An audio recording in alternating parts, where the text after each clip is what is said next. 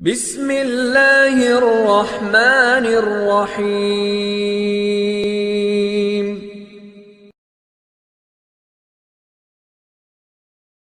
السلام عليكم ورحمة الله وبركاته. الصلاة والسلام على رسوله وآله وصحبه أجمعين. أما بعد. கண்ணியமான அல்லாஹ்வின் நல்லடியார்களே, அல்லாஹுடைய சாந்தியும் சமாதானமும் ரசூலுல்லாஹி ஸல்லல்லாஹு அலைஹி வஸல்லம் அவர்களின் மீதும் அவர்களை பின்பற்றி வாழ்ந்த சத்திய சஹாபாக்கள், தாபிஈன்கள், தபா தாபிஈன்கள், நாதாக்கள், சுகதாக்கள், குறிப்பாக உங்கள் மீதும் என் மீதும் நின்று நிலவட்டுமாக என்று பிரார்த்தனை செய்தவனாக ஆரம்பம் செய்கின்றேன். கண்ணியமான அல்லாஹ்வின் நல்லடியார்களே, நபிகளாரின் முகம் சிவந்த தருணங்கள் என்கின்ற தொடர் தலைப்பின் வாயிலாக பார்த்து கொண்டிருக்கின்றோம். இன்றைய தினம் அனுபவத்தில் மூத்தவர்கள் அலட்சியம் செய்யும் பொழுது ரசூல் ஸல்லல்லாஹு அலைஹி வஸல்லம் அவர்கள் கோபப்பட்டார்கள் என்கின்ற தலைப்பின் வாயிலாக பார்க்க இருக்கின்றோம். ஹாலித் பின் வலீத் ரலியல்லாஹு அவர்கள் கூறுகின்றார்கள், அம்மார் ரலியல்லாஹு அவர்களுடன் விவகாரத்தில் நான் சந்தித்த துக்ககரமான நாளை போன்று வேறு ஒரு நாளை என் வாழ்வில் வந்ததே இல்லை என்பதாக ஹாலித் பின் வலீத் ரலியல்லாஹு அவர்கள் கூறுகின்றார்கள். ஒரு முக்கியமான விஷயத்திற்காக ஓரிடத்திற்கு நபி ஸல்லல்லாஹு அலைஹி வஸல்லம் எங்களில் சிலரை அனுப்பி வைத்தார்கள். அவர்களுக்கான தலைமை பொறுப்பாக, தளபதியாக என்னை அனுப்பி வைத்தார்கள். அக்கூட்டத்தில் அம்மார் பின் யாசிர் ரலியல்லாஹு அவர்களும் இருந்தார்கள். நாங்கள் எங்கு செல்ல வேண்டுமோ அந்த இடத்தை சென்று அடைந்தோம். அங்கு ஒரு சிலரை கைது செய்தோம். அக்கூட்டத்தில் முஸ்லிம்களும் இருந்தனர். எனவே அவர்களை விட்டுவிடுமாறு அம்மார் ரலியல்லாஹு அவர்களும் வேறு சிலரும் என்னிடம் கூறினார்கள்.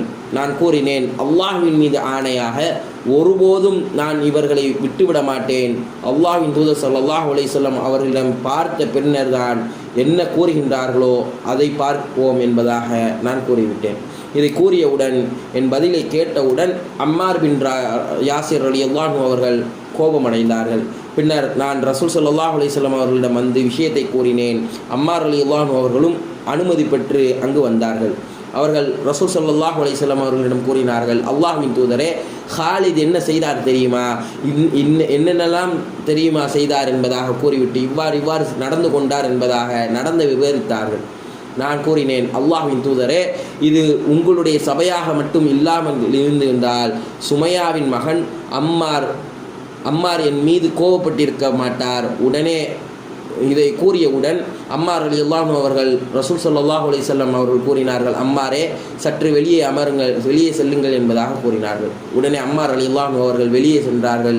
செல்லும் பொழுது ஹாலிதின் விஷயத்தில் அல்லாஹ்வின் தூதர் ஸல்லல்லாஹு அலைஹி வஸல்லம் எனக்கு உதவவில்லை என்பதாக அழுது கொண்டே சென்றார்கள்.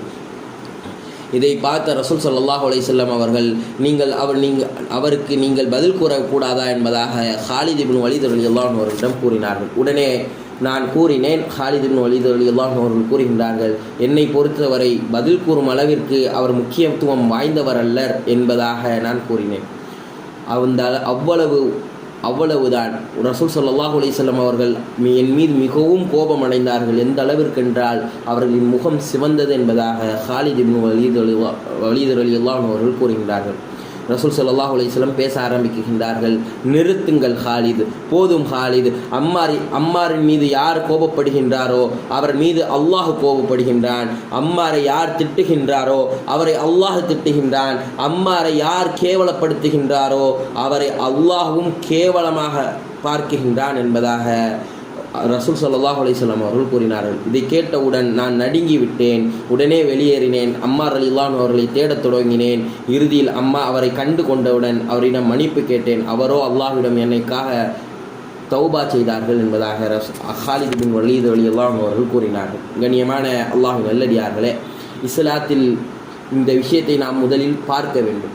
அம்மார் ரலியல்லாஹு அவர்கள் ஆரம்ப கட்டத்தில் ஒரு அடிமையின் மகனாக வாழ்ந்தார்கள். ஆனால் ஹாலித் ரலியல்லாஹு அவர்களோ ஆரம்ப காலத்தில் அரச குடும்பத்தை சேர்ந்தவர்களாக இருந்தார்கள். சிந்தித்து பார்க்க வேண்டும். ஆனால் இவர்களில் யார் உயர்ந்தவர்கள் என்பதாக நாம் வெளிப்படையாக பார்த்தோம் என்றால் ஹாலித் பின் வலீத் ரலியல்லாஹு அவர்களை தான் கூறுவோம். ஏனென்றால் இன்றைக்கும் வரலாறுகள் பேசுகின்றது, அதிகமான நாடுகளை ஹாலித் பின் வலீத் ரலியல்லாஹு அவர்களுடைய கையால் தான் ஆட்சி கிடைத்தது என்பதாக இன்றைக்கும் வரலாறுகள் பேசுகின்றது.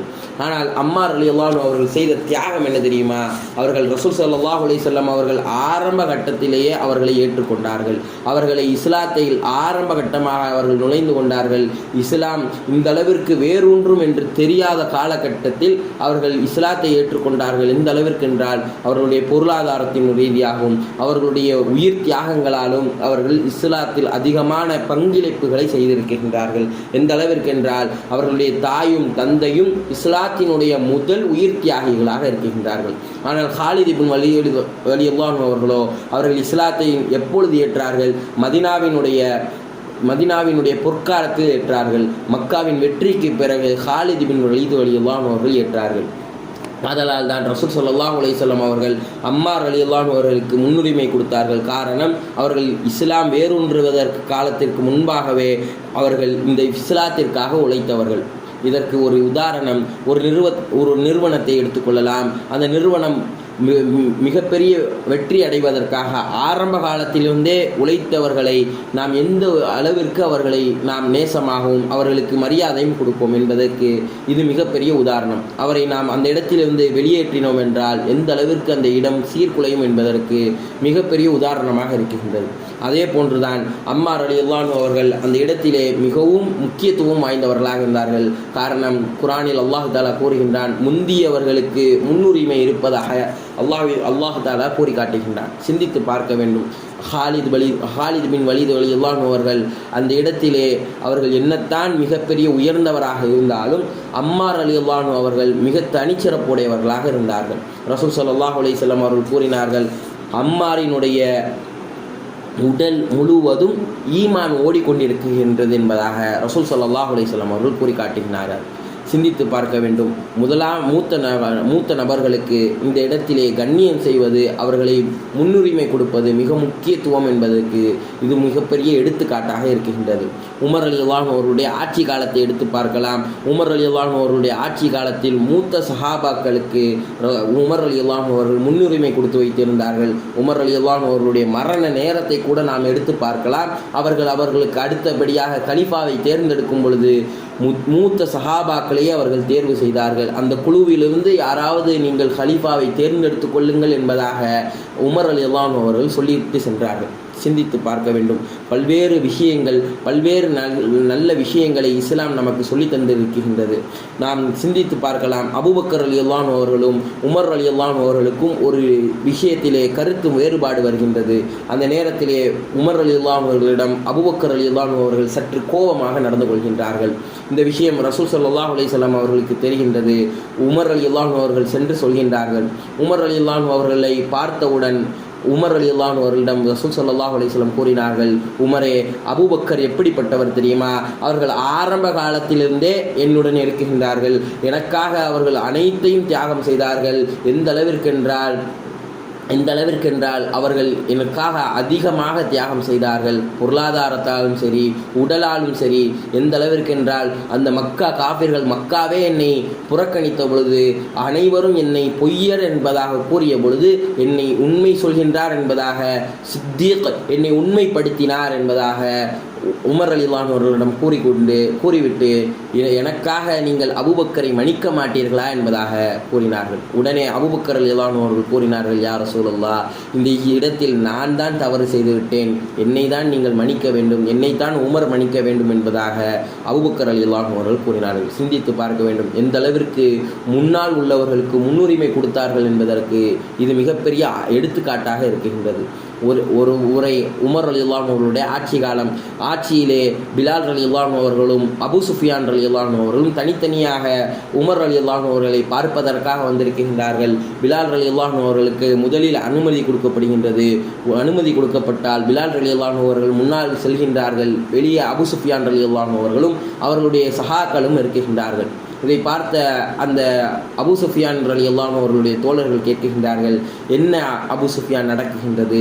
இந்த இடத்திலே பிலால் அவரை எதற்காக அவர்களுக்கு முன்னுரிமை கொடுக்கப்படுகின்றது? நம்மிடம் அவர் அடிமையாக இருந்தவர் என்பதாக கூறியவுடன் அபூ சுஃபியான் ரலியல்லாஹு அன்ஹு அவர்கள் கூறிய வார்த்தை என்ன தெரியுமா?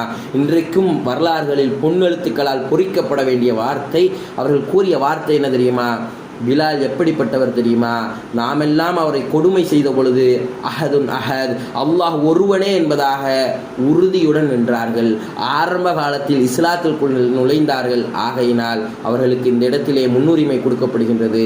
நாமோ இஸ்லாத்தினுடைய வெற்றிக்கு பிறகாக, மக்காவினுடைய வெற்றிக்கு பிறகாக இஸ்லாத்திற்குள்ளாக வந்தவர்கள். ஆகையினால் இந்த இடத்திலே அவர்களுக்கு முன்னுரிமை கொடுக்கப்படுகின்றது. இதில் எந்த ஒரு தவறும் இல்லை என்பதாக அபு சுஃபியான் ரலியல்லாஹு அன்ஹு அவர்கள் அந்த இடத்திலே பதிவு செய்தார்கள். அனுபவசாலிகளுக்கு முன்னுரிமை கொடுப்பது இஸ்லாம் நமக்கு கற்றுத்தருகின்றது. எதை கேட்டோமோ அதன்படி அமல் செய்ய அல்லாஹு தஆலா உங்களுக்கும் எனக்கும் தௌஃபீக் செய்வானாக. வாஹிர் தவானா அல்ஹம்துலில்லாஹி ரப்பில் ஆலமீன். அஸ்ஸலாமு அலைக்கும் வரஹ்மத்துல்லாஹி